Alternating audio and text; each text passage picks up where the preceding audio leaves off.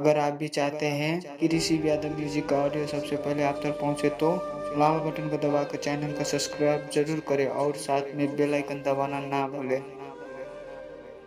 ऋषि Yadav present. बोला बोला दुर्गा मैया की जय। Rakesh Shankarpur mega recording studio बाजार भी चढ़ते दशहरा योली महारानी ना होई के अब परेशानी चढ़ते दशहरा योली महारानी ना होई के अब परेशानी माई के कृपा पड़े जकरा ऊपर हो, माई के कृपा पड़े जकरा ऊपर काटे लगे सुनाऊ हो चानी। चढ़ते दशहरा योली महारानी ना होई के अब परेशानी चढ़ते दशहरा योली महारानी ना होई के अब परेशानी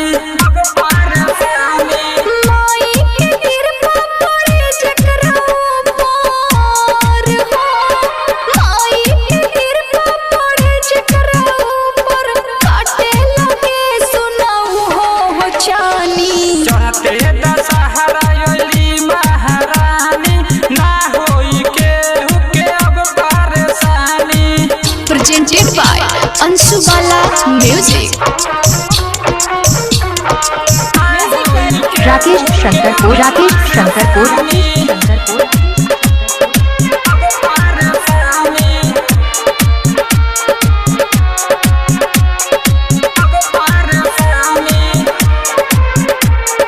माई के महिमा हो गजबे निराला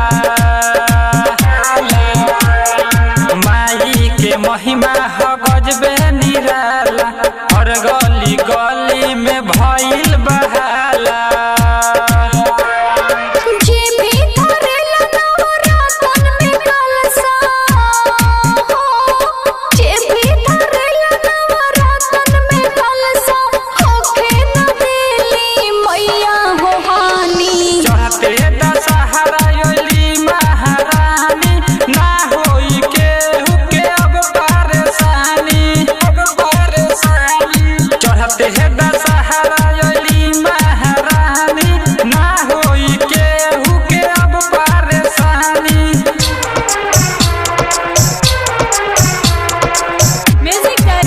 राकेश शंकरपुर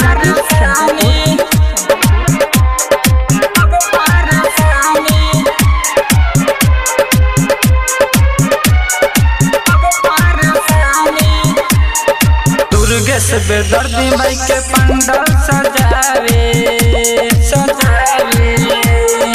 दुर्गेश बेदर्दी माई के पंडल सजावे गावे खातिर रवि साहिल के बुलावे अंशुबाला माई के आरती उतारे हो, अंशुबाला माई के आरती उतारे मैया के बाटे अजब कहानी।